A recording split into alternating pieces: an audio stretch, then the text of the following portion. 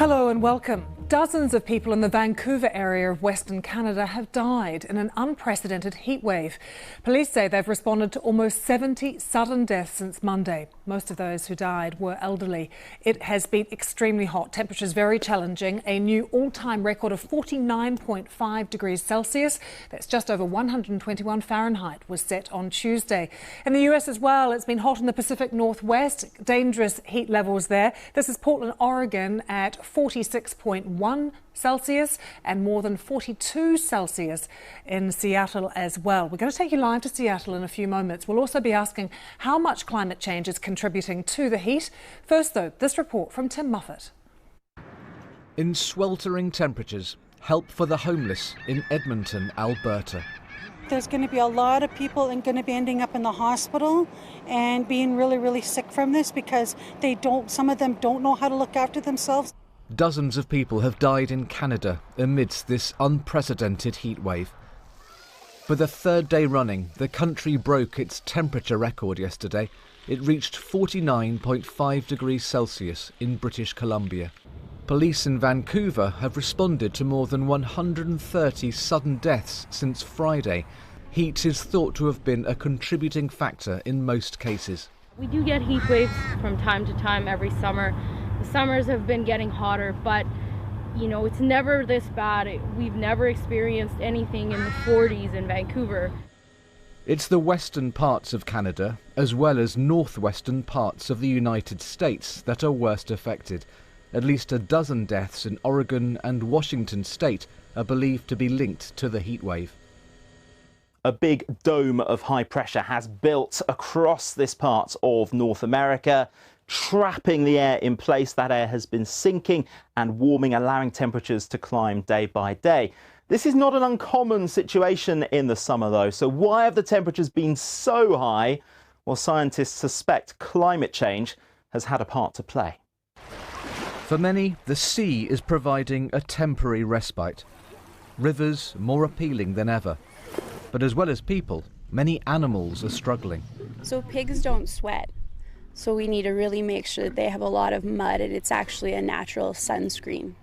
Keeping cool is set to remain a considerable challenge over the next few days. Tim Muffet, BBC News.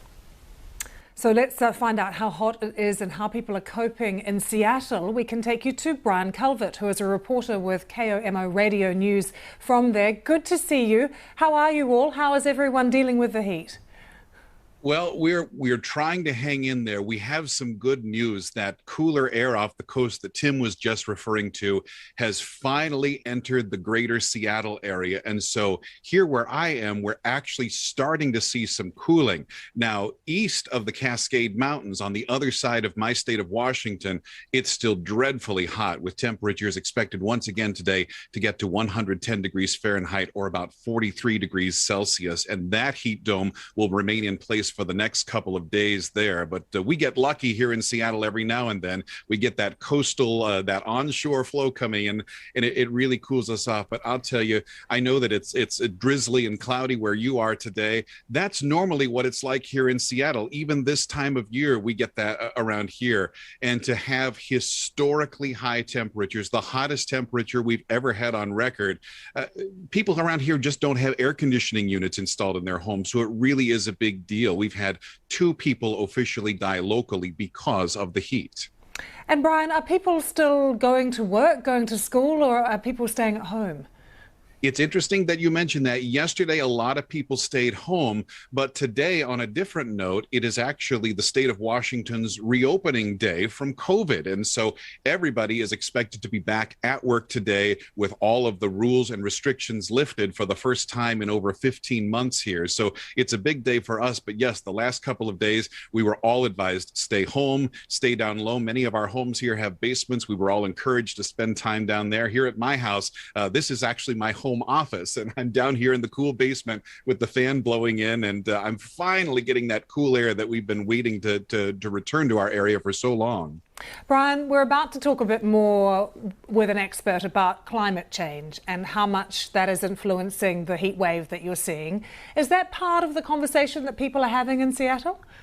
A lot of people are talking about that, and just for the mere reason that when it does get hot in Seattle occasionally during the summer months, but usually it's not until the month of August or September. So for us to see our historical high temperature at the end of June, we've never seen anything like this. And the local scientific community, I'm sure that's going to be the buzz around here for the next several weeks. Brian, great to get your thoughts. Stay cool. Thanks for joining.